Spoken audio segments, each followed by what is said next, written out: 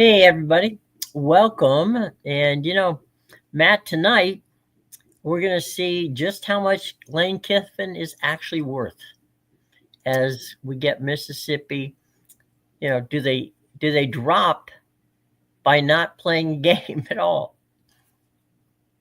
Yeah, I would be hard pressed to say that the committee is going to drop them. I feel like that would set a very dangerous precedent, just in terms of the way they can handle all of this stuff moving forward. I get it. Lane Kiffin was important to that program and that team this year.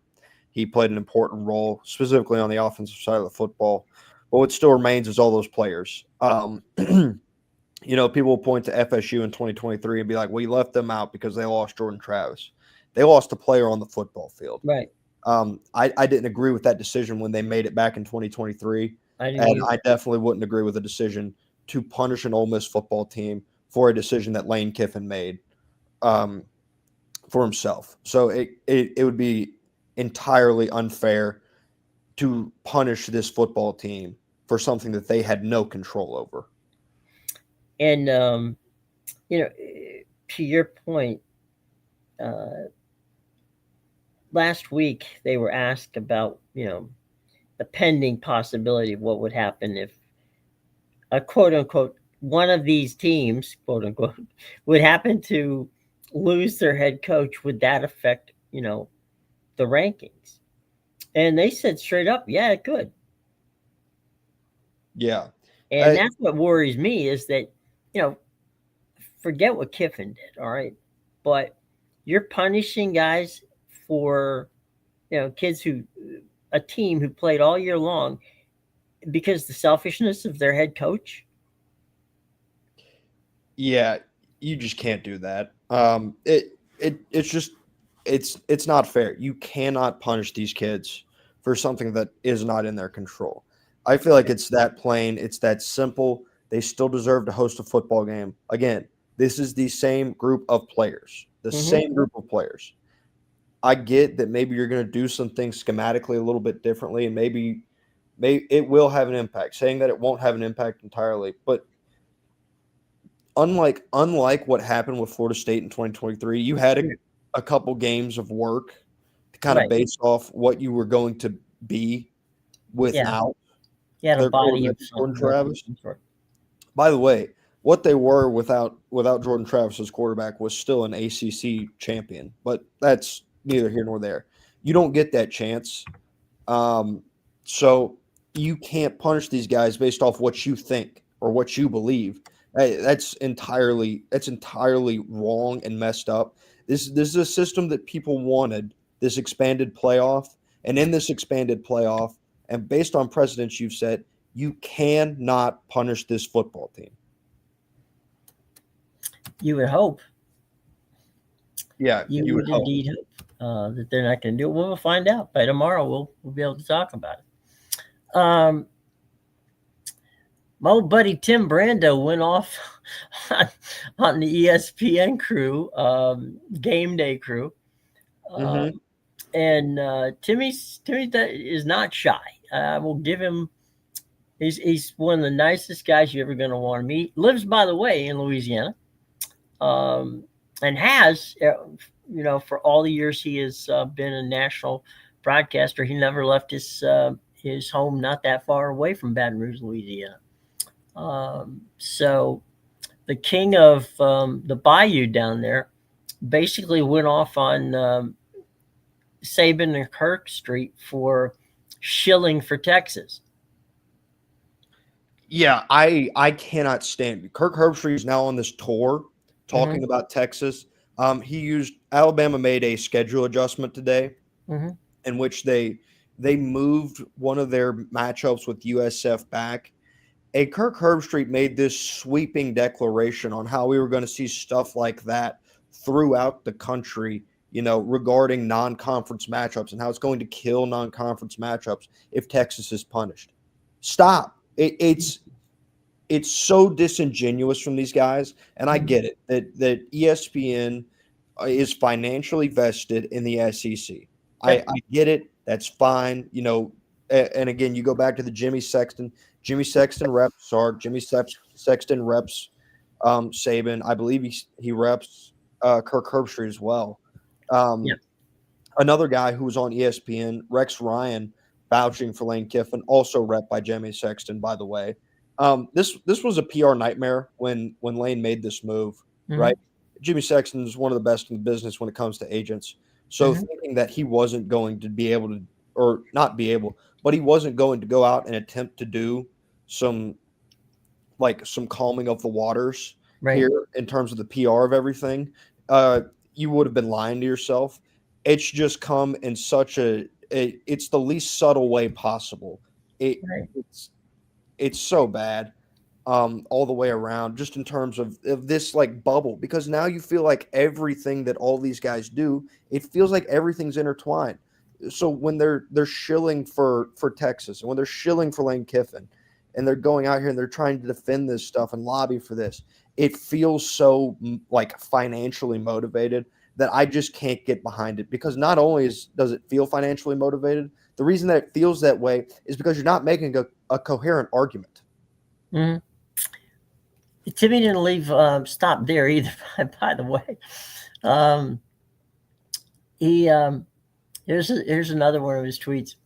This was an exemplary move work by Marty, and he's talking, about, of course, about when Marty was talking to Kiffin whenever he got there, and it's like, oh, the Keith Carter wouldn't let me coach the team. The team wanted me to coach them, in the playoffs, but they wouldn't allow me to do it. And so here's Tim's response. This was exemplary work from Marty. And I'll admit, many in the national media that don't know how the CFB works at the highest levels may not understand why Keith Carter couldn't allow Kiffin to coach the playoffs. I grew up in the CFB. The essence is, in my generation, comes from stems of love of this. Once Lane made it clear he was taking the LSU job, that was more important to him than winning a national championship at Ole Miss. He had to go. I applaud Carter. He goes, I would have packed up. If I were Carter, I would have sent the security team to him and packed his office up and not left him back in the building. By the way, LSU, you got your guy. Good luck. Mm-hmm. Yep. Yeah. So Timmy didn't hold back. I mean, as he shouldn't. Anyone who has gone and done it's just been a really bad PR week. It feels like Mm-hmm. for ESPN. For as rough as it was with Lane Kiffin and all the stuff that he's done, the stances that they have took, and staunch at that, they've been very pointed in their stances that they've taken. They're horrible looks for every last one of them. For Nick Saban, who, I mean, Lane Kiffin didn't say it, but Nick Saban told him to take that LSU head coaching job. Right. At least in reading the tea leaves, that's what I gleaned from it. Because he chose to leave out what Saban's comments were to him. He told everybody what Pete Carroll told him to do, which was take it. I feel like Saban's comments on game day made it very clear and obvious what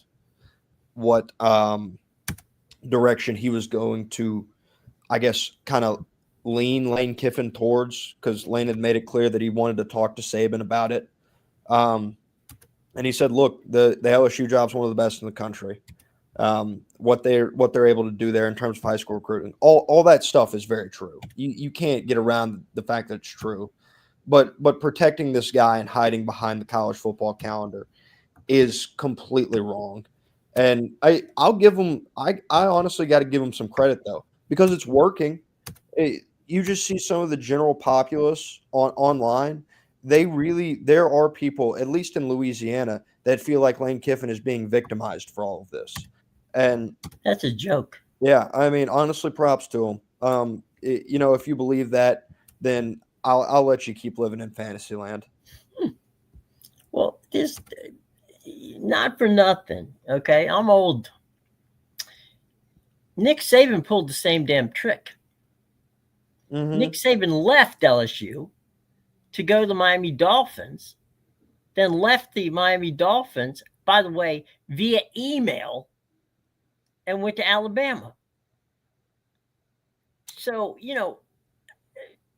I give full credit to Nick as a coach, but he has absolutely no credibility in talking about how to handle this when he did exactly the damn same thing that Lane did. Yeah, no, I like I said, the Lane Kiffin stuff at this point to me is almost I'm I'm exhausted by it at this point. Yeah, me too. I think we've gotten kind of a resolution at it all. Lane is who he is and will always be who he is. Mm-hmm. There is no location, there is no person that will change that. Um, Ole Miss has a chance to be better off. People people talk about what Lane Kiffin did for that program. Go look at Lane Kiffin's record at Ole Miss prior to Pete Golding becoming the DC. Mm-hmm. You find some stuff out.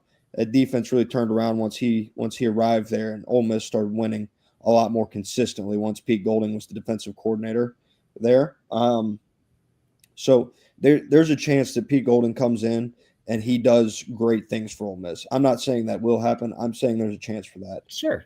There's a chance for a multitude of things. But now everybody's attention should be turned to BYU and Penn State and the ongoing battle that they have for BYU's current head coach, Kalani Sitake. Mm-hmm. That's been a very quiet um, negotiation deal going on there, and I do believe I'm a little curious about that pick though. He's a hell of a coach. Don't get me wrong. I have great respect for him as a coach, but I mean, it's not. He's never had any experience in the eastern part of the country. Yeah, it's an interesting fit if it goes through. I think Penn State's thing is they're kind of going off of like this is a guy that's done more with less. It's Mm-hmm. really what they would look for when they went and got James Franklin. Mm-hmm. I think quite honestly, had they not had the history of Joe Paterno and Jerry Sandusky, I Mm-hmm. feel like Pat Fitzgerald would have been a guy that was right there at the top of their list. I just feel like they probably thought that was something that Yeah, they it's a couldn't bridge too far for them. yeah, they couldn't dive into a coach with somewhat of a checkered past, even though he was cleared of any knowledge of it. It's still something that you don't really want to um, link yourself to, just Right. based on the history. So I get that. In terms of Satake, it is interesting how he would fit at Penn State. I like he he landed 5-star quarterback Ryder Lyons, Mm-hmm. but was that a commitment based on Lions' love for BYU, or is that a commitment based on Lions and more religion based commitment for him?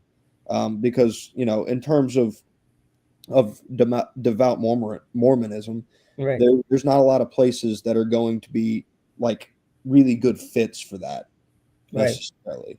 BYU is one of those places, and Mm-hmm. so I wonder if that didn't play a factor into that. He's not been a guy who's just recruited his butt off every single year. He's done a good job, don't Mm-hmm. get me wrong, and he has built that thing into a winner since 2020. Mm-hmm. But it was a bit of a longer road to get there for BYU with Satake as well. He had some downs as high as the highs have been. Well, we know you talking about the religious aspect of it.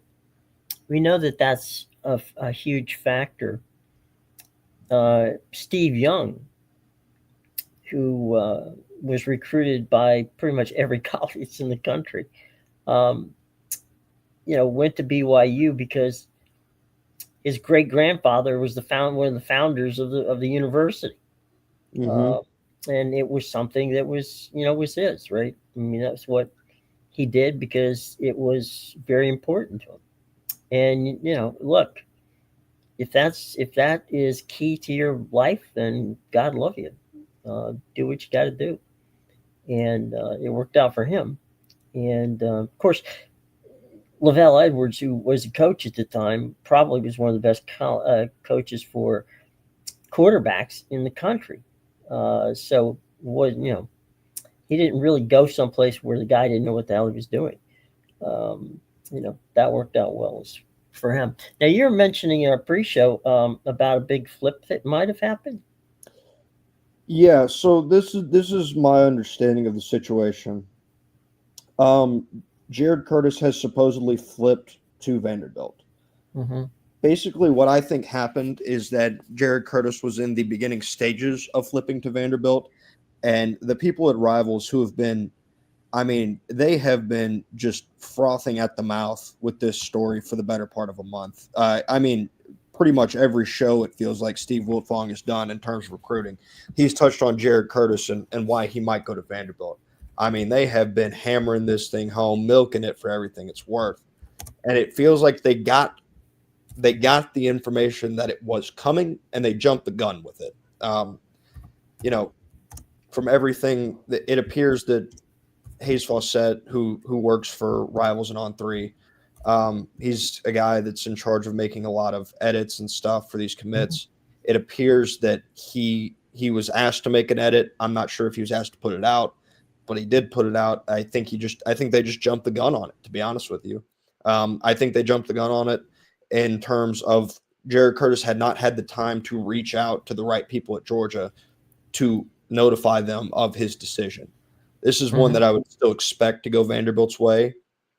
One that people are going to mark as a seismic shift, or some send tremors throughout the SEC in terms of what Vanderbilt's done. Yeah, it's a little bit And of a there for huh? you.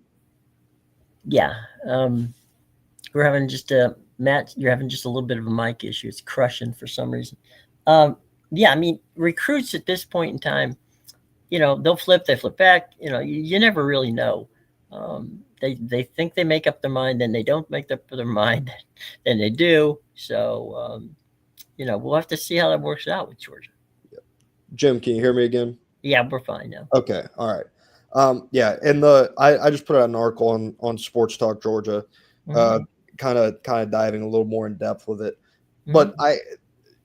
Georgia is going to be fine, regardless of whether Jared Curtis ends up being a Georgia Bulldog or does not. They'll be fine. Kirby Smart has, with the exception of Justin Fields, feels like he's been on the right side of his quarterback controversies throughout the year, Mm-hmm. and the decisions that he's made.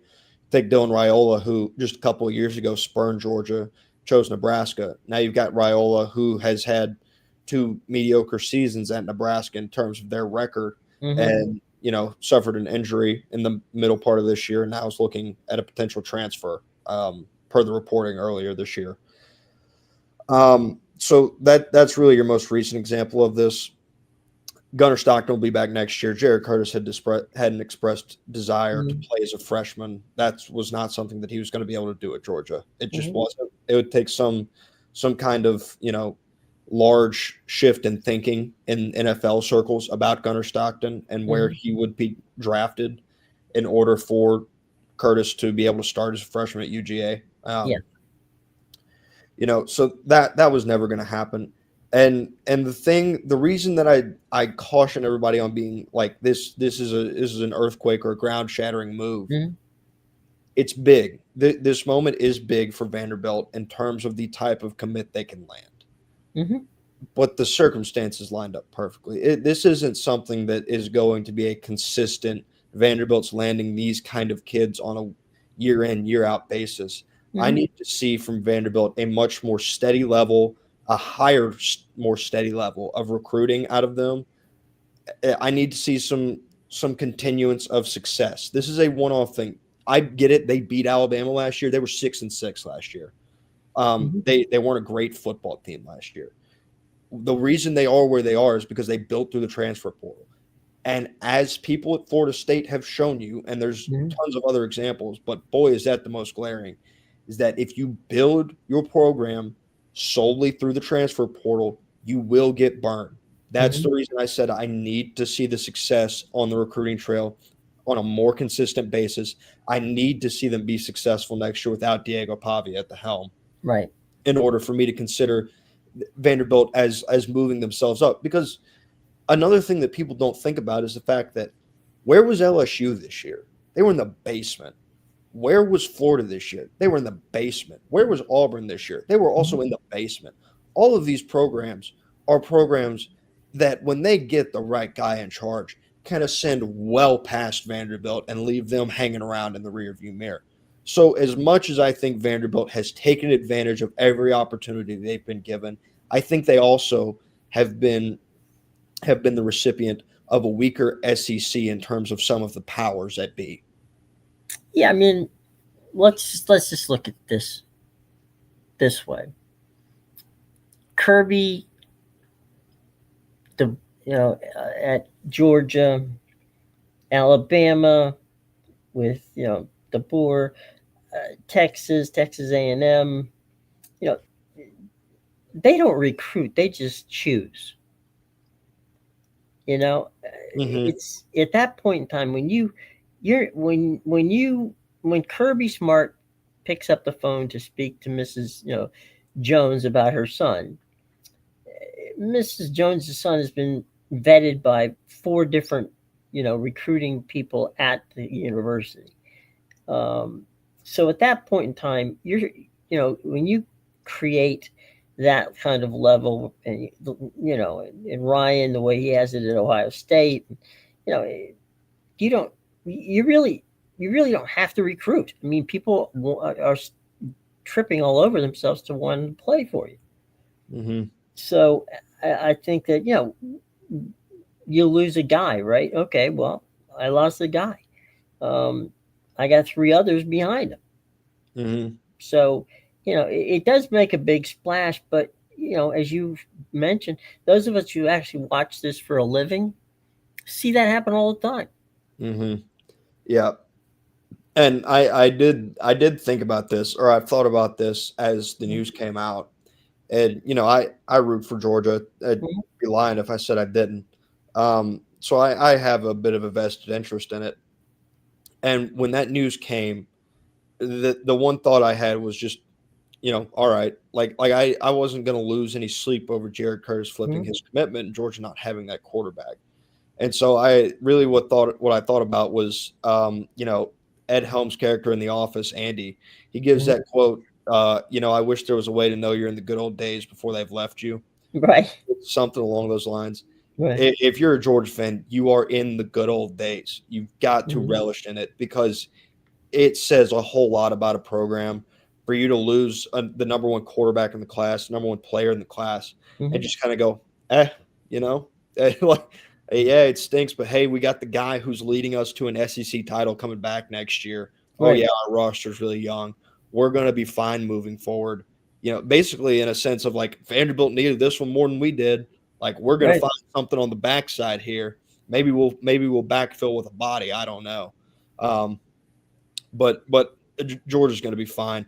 It's a statement to where Kirby Smart has that program right now. Sure.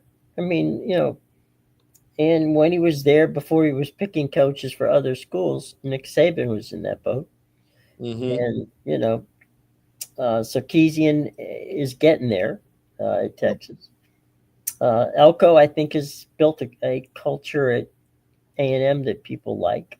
Hmm. Um, so yeah, this was one of those years where Florida and, as you said, Florida, Auburn, some of the teams who usually are very competitive in the conference didn't have a good year, Hmm. and we Yeah, got three American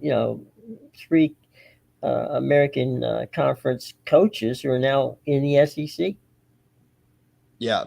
Just a wild coaching cycle that is still seemingly far from over. Hmm. There's rumblings about another opening. Based on everything that I can glean, up north as well in the Big Ten.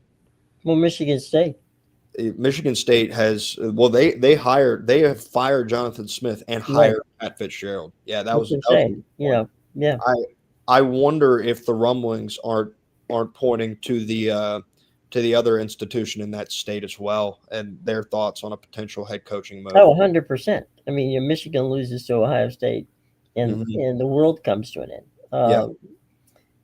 And it's really not fair, but life isn't fair, and specifically college football isn't fair Nope. um, in that regard. I mean, I know we got to get out here in a couple of minutes just because coming up at 5 o'clock is a Pennington, or sorry, 4 o'clock is a Pennington basketball game, which we Hmm. hope that you all stick around to watch.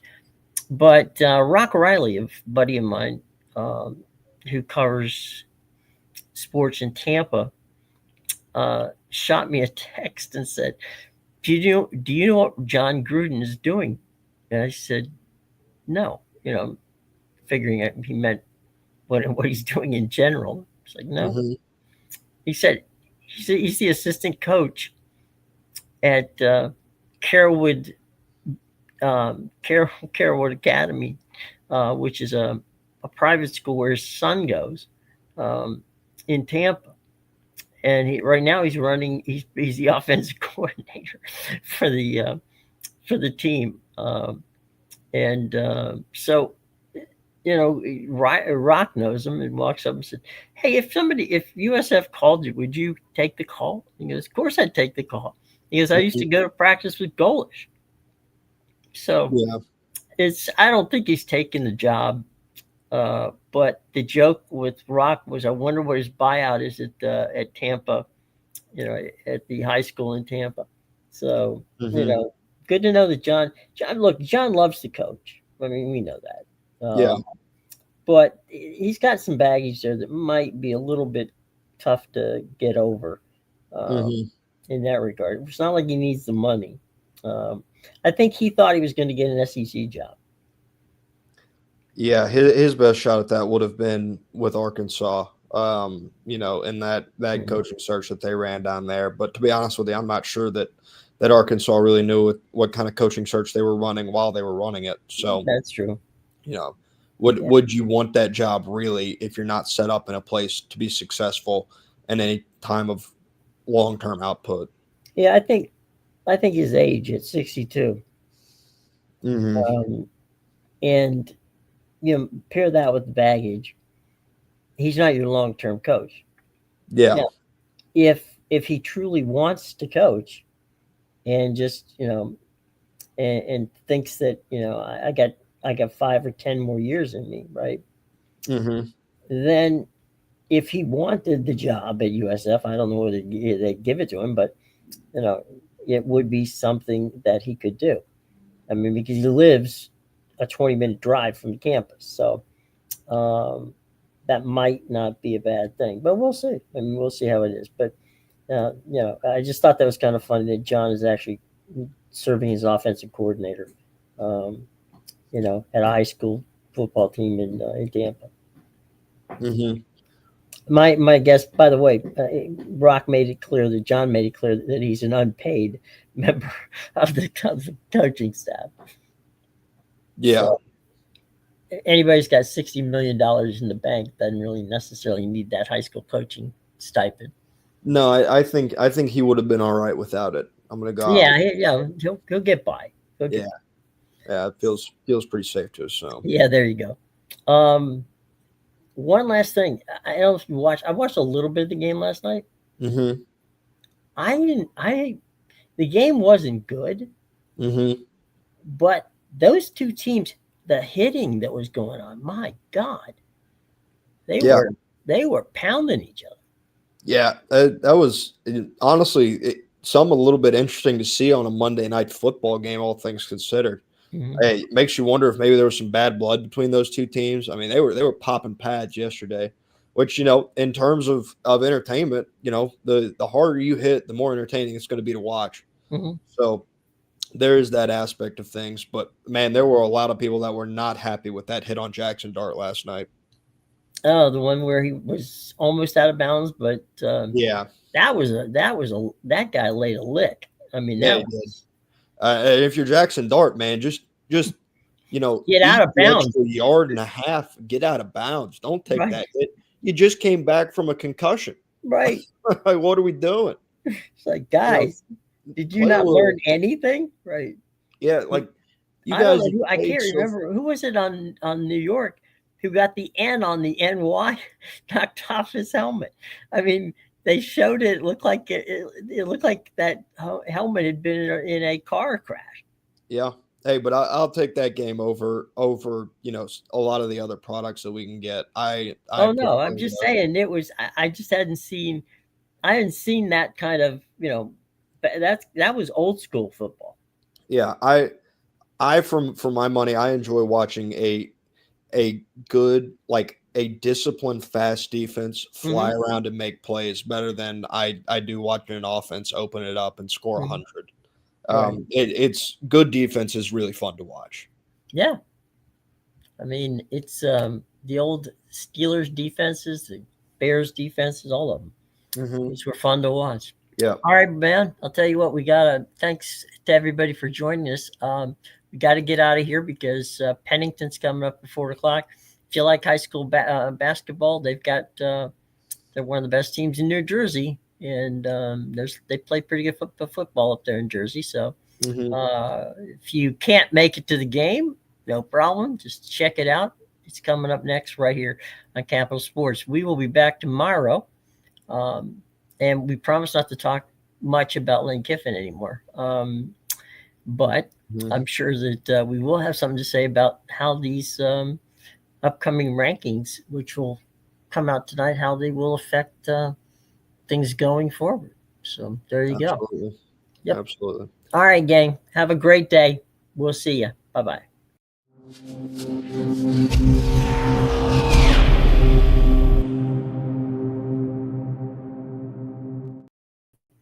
You know what?